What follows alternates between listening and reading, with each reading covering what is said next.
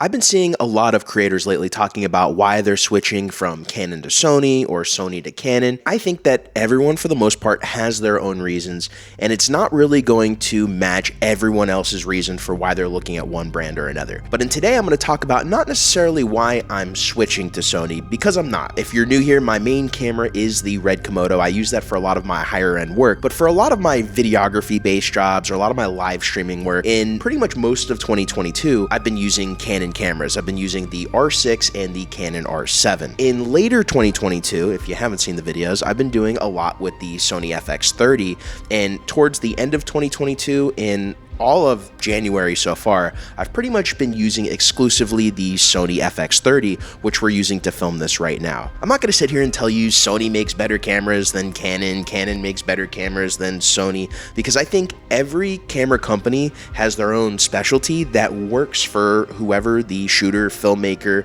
whatever you are doing, there is a camera company that will fit your needs better. Now, if you're new here, my name is Geoff Fagien. I'm a filmmaker, DP, content creator, and I also have been doing a lot more videography work since I'm located here in South Florida. So I want to take you through why I've been making the switch to the Sony, specifically the Sony FX30. Now, up until the end of 2021, I was shooting primarily on RED and Blackmagic cameras, so pretty much all cinema cameras.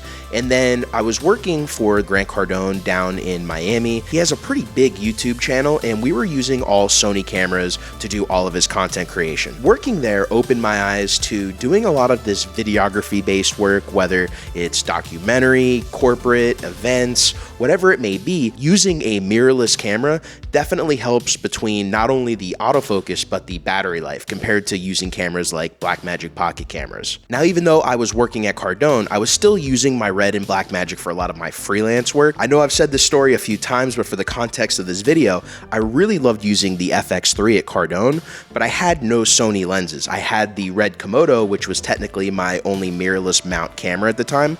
So since I had some RF lenses, I had some RF mount accessories like the VND adapter, going the Canon RF mount made the most sense for me since I already had lenses and accessories in that ecosystem. So I went up and picked out a Canon R6. I didn't get anything better than the R6 at the time because I needed really good quality 4K 60, autofocus, and battery life, which the R6 did offer in all those departments. Now, for the rest of the year, when it came to real estate, videography type work like events, weddings, I used mostly the Canon cameras between the R6 and eventually I got the R7 so I can have two cameras that shot in C-Log3. However, when the FX30 was announced and it was a Super 35 APS-C Sony camera that had the same body as the FX3, but since it was in a Super 35 APS-C sensor, I could pair it with something like Sigma's MC11 adapter. I was using Sigma art glass across my RED Komodo, my Blackmagic cameras, especially my R7, which is one of the reasons I bought it since it had a really high quality 4K image coming from a Super 35 APS-C sensor. I could now get that with a Sony camera.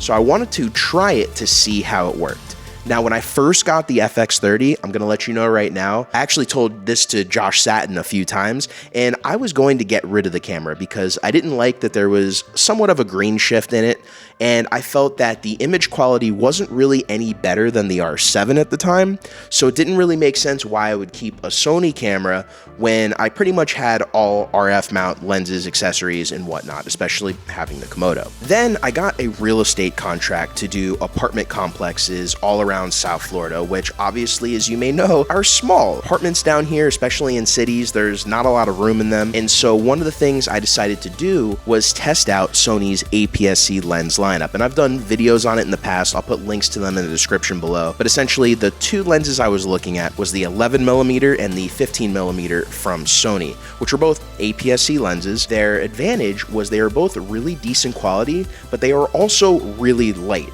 Now, I'm not going to talk about any third-party lenses in today's video because, for the most part, although there are some really good third-party lenses for Sony, especially APS-C crop lenses, a lot of them are a lot heavier than the Sony lenses, so they did not factor into my decision to be using the FX30 for really most of my work right now. I picked up the 15mm first, used it on a few gigs, more talking head and YouTube type stuff, and then when I had to go for this real estate gig and I saw how small the rooms were and the areas I'd have to film, I ended up picking up the 11mm. And what opened my eyes with Sony is the fact that not only can you have a small and light camera, when it comes to APS-C bodies from Sony, they offer really small and light and high quality lenses, which Canon does not when it comes to their APS-C bodies. They do have some small and light lenses, really only two. They have the 16mm RF and the 50mm RF, which are both technically full frame lenses. Not the end of the world. The 50mm is a 1.8, kind of telephoto for gimbal work, and the 16mm is a 2.8, and the quality is okay, but it's not nearly as good as the quality you get on the 11mm or the 15mm from Sony. So it's funny because I started this video just wanting to talk about why I've been using Sony more, and ended up being a stealthy FX30 review. When I went to go film the registry, I used the FX30, the Sony 11mm, and also the Zhiyun Crane M2s, because that gimbal is incredibly small and incredibly light, and since it can use mirrorless cameras that are under 2.2 pounds, it made a lot of sense because it was incredibly light. I could use that gimbal all day and really not get tired at all. So not just for filming real estate at the registry, it also worked for filming events, for filming weddings, and also I've been using it a lot to vlog lately. Now, I'm not using it for this video today because if you haven't caught, I ended up breaking the gimbal while I was in New York, so I haven't been able to use it as much as I would like. However, that gimbal has opened up tons of creative possibilities for me, and I wouldn't have been able to use that gimbal for stuff like vlogging without a camera like the FX30, because my Canon cameras, I just can't do the same. There's just no way to get a lens as light as I can get the 11mm on the FX30 on the Canon R7, at least at this point in time, but that could change. Now, what's incredible about this whole setup using the FX30 and the Zhiyun Crane M2s is the fact that when the whole setup is put together, it almost weighs as much as using a DJI RS2. And for a lot of events, weddings, narrative pieces, documentaries, I've been using cameras like the Komodo, FX30, Canon R7, R6 on the DJI RS2. And although they haven't been crazy heavy, at least for cinema camera setups, they've still been a lot heavier than using the FX30 setup on the Zhiyun Crane M2s. It's almost like the same weight as just the RS2 gimbal itself, a little bit heavier. Just to point out too, I can get the FX30 in super small weight situations that I couldn't get the R7 in, just because there is no 11mm, 15mm, 10 to 20mm power zoom available on the Canon system, at least right now. I'm hoping that changes this year in 2023, but we never know, because Canon's not really good at just letting us know way far in advance what their plan is. And that's what's kind of frustrating about being in Canon's ecosystem. So with all that being said, this culminates with reason one of why I've been using Sony cameras over my Canon camera and over my RED Komodo, really more for videography work. And the first reason is being able to be as lightweight as the Sony cameras can be. You just can't set up Canon APS-C cameras to be as light as you can set up the Sony APS-C cameras to be. So that's gonna be my biggest reason, which helps with a lot of different kinds of work. Now, the second reason is going to be the features that you can get on Sony cameras, especially compared to Canon cameras. So one of the things I do a decent amount on a weekly basis is live streaming. And what Sony has made it a lot easier to do than Canon is being able to live stream out of the camera's USB-C port. Now, Canon has offered this for a lot of cameras, and they actually just started offering it via a software update for the Canon R7. Sony will actually let you do the audio over USB-C, which is huge, because without audio, you basically have to pipe in audio externally using some kind of external device. You end up getting audio mismatch between your video and your audio, which can create an issue because then you got to delay one of them, or you may just have mismatched audio, which is really bad. The next is going to be color science. Now, Sony does have the upper hand as far as having dynamic range, but dynamic range isn't everything. I've been messing with how to change kind of my color grades on the Sony, and I've been able to get a lot better looking footage out of the FX30 than I could with just using a LUT or trying to just do base color corrections. And when I do that, the skin tones are better. Even though Sony has better dynamic range, Canon out of the box just has better skin tones. And the reason that's a big deal is if you don't want to have to color grade, if you don't want to have to deal with that stuff, well, then having better skin tones out of the box is a big deal. Now, are you just being picky about the colors, or does it really matter? And I think in some situations, the colors absolutely matter. I think if you're working for a producer, you're working for someone who works in film, they're gonna have a bigger preference on that. But if you're doing real estate work, you're doing weddings, you're doing events, as long as your image looks really good, for me, it's more about the camera, the tool that makes your job easier, and not necessarily what has better skin tones. Although, like I said, it does take me extra work in post to get the FX30 where I would like it to be. So here's where things get a little tricky with the FX30. So one of the things I planned on doing with the FX30 was having it as an auxiliary camera in Sony's lineup. When I had clients, producers who wanted to shoot specifically on Sony, I wanted to get the FX30 to be able to add to a Sony camera on their production, just like I've been doing with the Red Komodo. Having the Red Komodo, I use it as an A-cam a lot, but I do add it as an auxiliary camera in a lot of productions that are shooting with higher end Red cameras, and it works really well. So I thought the FX30 would be that kind of camera for the Sony ecosystem, but I was a little mistaken. And the reason being is where Sony works is that you can use the Sony lenses in that ecosystem. You can also share accessories with the FX3. It shares S-Log3. When you're shooting an S-Log3, it isn't the exact same colors as you get on something like an FX3, A7S3, FX6. I did a video on comparing the FX30 to the FX6. The biggest deal is that the FX30 has a decent amount of a green shift compared to other cameras that, you know, it's trying to be compared to.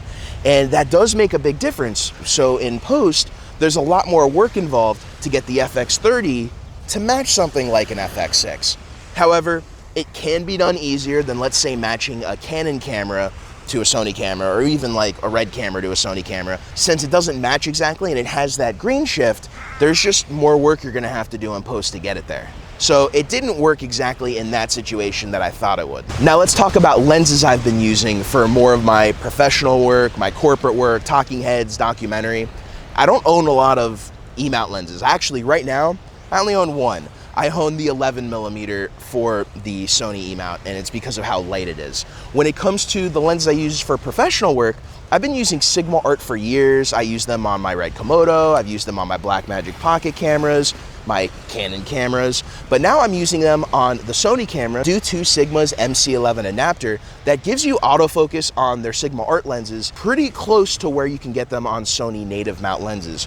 So that's been a big deal for me because I've been able to use, especially with crop censored Sigma Art lenses, I've been able to use my Sigma 18-35 and my Sigma 50-100 and get decent autofocus, use them for talking heads, and use them as if they were native Sony E-mount lenses, where a lot of my other Canon glass, I can't. And it does stink because I've got like a TOKINA 11-16 I used to use a lot for real estate.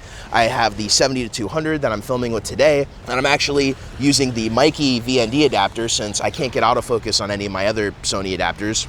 Might as well have VND for the sunrise right here. The sun's coming out. I think it's time to get to the meat and potatoes, summarize what I mean by doing this whole video. I use the FX30 really more as a single camera, at least in my ecosystem. It's made a lot of sense because it just makes my job easier, not just as a filmmaker, but a content creator, a videographer. And that's why I really love this camera, where I didn't necessarily expect I'd like it as much as I did.